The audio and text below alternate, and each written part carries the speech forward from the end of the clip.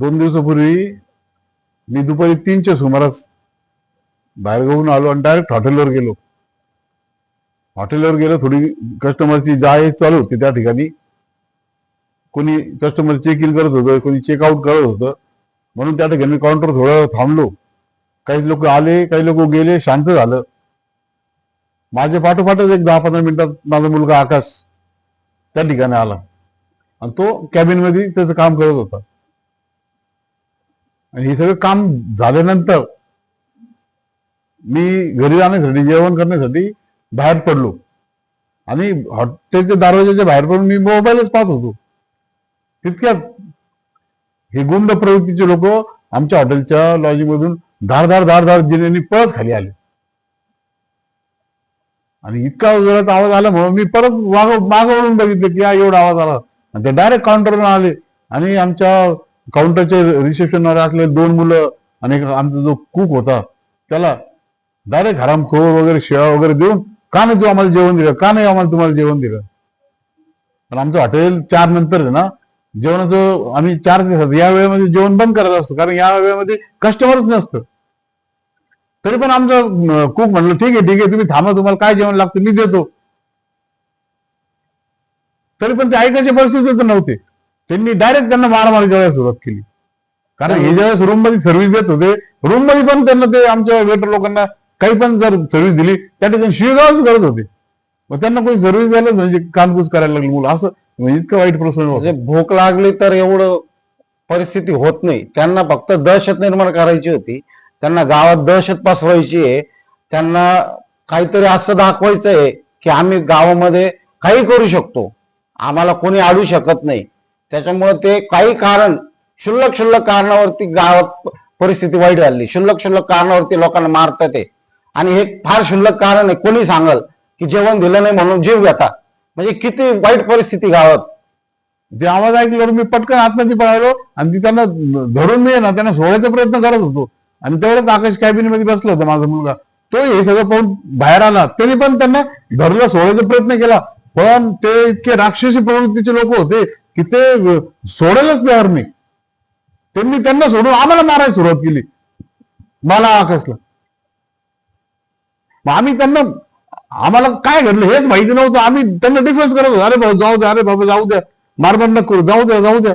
पण भांडण इतक्या विकोपाला जाईल हे आम्हाला माहितीच नव्हतं. कारण गेल्या 50 वर्ष आम्ही या ठिकाणी व्यवसाय करतो, आमच्या संघ असं कधी घडलंच नाही ना. पण भांडण एवढं विकोपाला गेलं की फार म्हणजे परजीवावर बितलं आमच्या. आणि त्यांना ना मारायचंच होतं, त्यांना दुसरं काहीच नव्हतं डोक्यात त्यांच्या. त्यांना मारायचंच, संपवायचं, मारायचं एवढंच. म्हणजे ते कोणालाच बघत नव्हते. बाहेरून आमचा दुसरा पुतण्या आला, त्याने विचारलं काय झालं, काय तुम्ही का मारामारी करता. त्याला माहित नाही आतमध्ये काय परिस्थिती. तर त्याला तू कोण बोलणार म्हणून त्याला मारायला सुरुवात केली. आमचा भाचा आला, त्याला मारायला सुरुवात केली. जो दिसेल त्याला मारत होते. म्हणजे असे मारत होते की आमचा स्टाफ सगळा पळून गेला. प्रत्येकाला आपल्या जीवाची भीती आहे, पण आपण तर आपल्या माणसं सोडून जाऊ शकत नाही ना. दुसऱ्या पुतण्याच्या डोक्यात दगड आणलं त्याने, एवढं मोठा व्हिडिओ रेकॉर्डिंग मध्ये. नाही, मी ज्यावेळेस माझ्या मुलाला असं उचलायचा प्रयत्न करत होतो त्यावेळेस त्यांनी मागून एक कुंडी उठली, झाडाची कुंडी उचलली होती माझ्या डोक्यात टाकायला.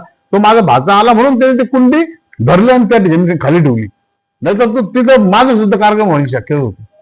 आमची हीच विनंती आहे, याच्या माग यांना जो ताकद देते असे गुंड प्रवृत्तीच्या लोकांना, म्हणजे एवढ्या नीच आणि घाणेरड्या वृत्तीच्या लोकांना जे ताकद मिळते बाहेरून मागून, जो सपोर्ट हे जो मूळ असेल तो मूळ नष्ट झाला पाहिजे. हे श्रीरामपूर शहरामध्ये हे मूळ अजिबात राहिलं नाही पाहिजे अशी आमची मागणी आहे.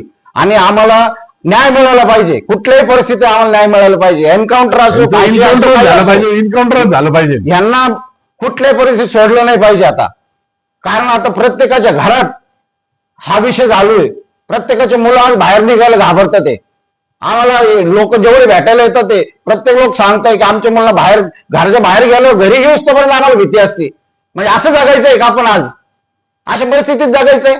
इथं मोगळे माजरी का?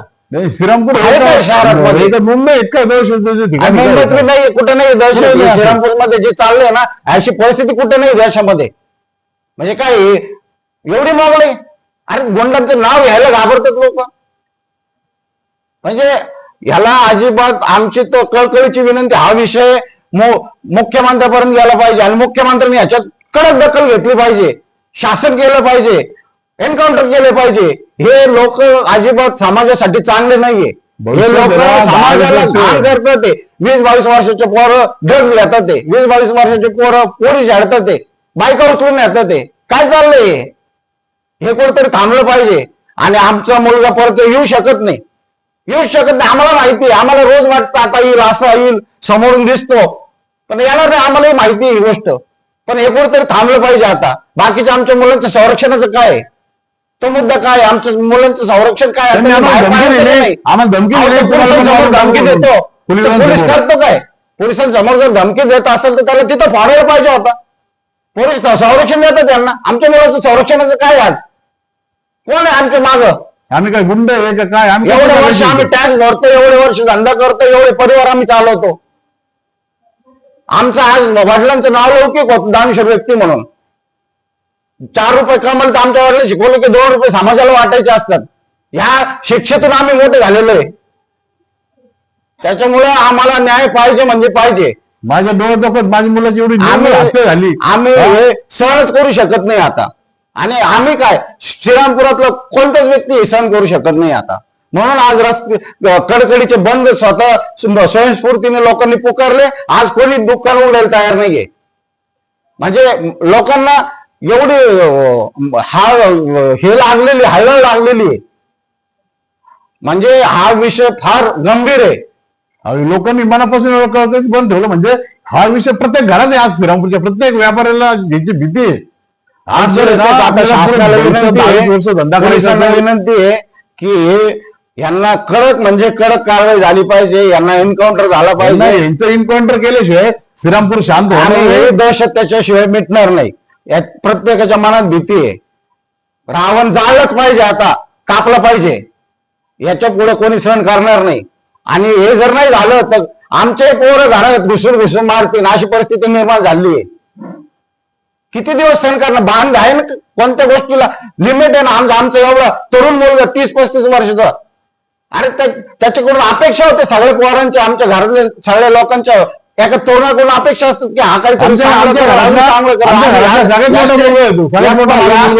हा आपल्याला आमचे याच्यापेक्षा आपल्याला चांगले दिवस दाखवल. काय दिवस दाखवले आम्हाला?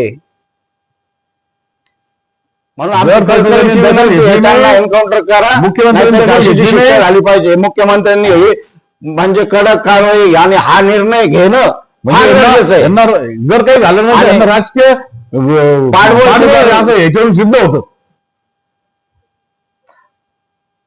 जो गुन्हेगार तिथं हॉस्पिटलमध्ये येऊन म्हणतो पोलिसांसमोर काठी दाखवून याचा भेद पाहतो, म्हणजे की कुठे गेली याची मजाल कुठपर्यंत गेली? कोणाच्या जीवावर एवढं दमदाटी, कोणाच्या जीवावर करतोय तू? याच्यामुळे पाहिजे सुद्धा एन्काउंटर करा. आणि 10-20 वर्ष भविष्यात आपल्याला जगायचं असेल, अजून 4 दिवस बंद राहिले तरी चालेल. माझी विनंती आहे श्रीरामपूर तालुक्याच्या लोकांना, शहराच्या लोकांना, व्यापाऱ्यांना, अजून 4 दिवस बंद राहिले तरी चालेल. पण भविष्यात आपल्याला न्याय मिळवायचा असेल तर 10-20 वर्ष नीट जगायचं असेल तर अजून 2-4 दिवस बंद ठेवा आणि आम्हाला मदत करा. उद्या सकाळी श्रीरामपूरमध्ये हनुमान मंदिर पासून मोर्चा निघणार आहे.